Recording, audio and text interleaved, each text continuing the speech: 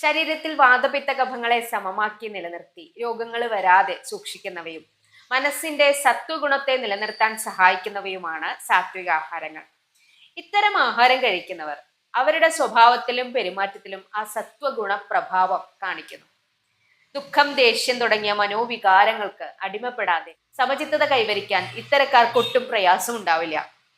പൊതുവെ എരിവ്, പുളി, ഉപ്പ് എന്നിവ കുറഞ്ഞിട്ടുള്ള ആഹാരമാണ് സാത്വികമായത്. മത്സ്യമാംസങ്ങൾ ഇതിൽ ഉൾപ്പെടുത്താറില്ല. അരി, ഗോതമ്പ്, യവം, ചാമ തുടങ്ങിയ ധാന്യങ്ങള്, ചെറുപയറ്, പരിപ്പ്, പയറ് തുടങ്ങിയ പയറുവർഗ്ഗങ്ങള്, മാതളം, മുന്തിരി, നെല്ലിക്ക തുടങ്ങിയിട്ടുള്ള ഫലങ്ങള്, മത്തൻ, കുമ്പളം, പയറുവർഗ്ഗങ്ങള്, ഇലക്കറികള്, നെയ്യ്, പാല്, വെണ്ണ ഇതെല്ലാം സാത്വികമായിട്ടുള്ളതാണ്. പൊതുവെ കേരളീയമായ നാടൻ സസ്യവിഭവങ്ങളെല്ലാം തന്നെ ഒരുവിധം നമുക്ക് സാത്വിക ഗണത്തിൽ ഉൾപ്പെടുത്താവുന്നവ.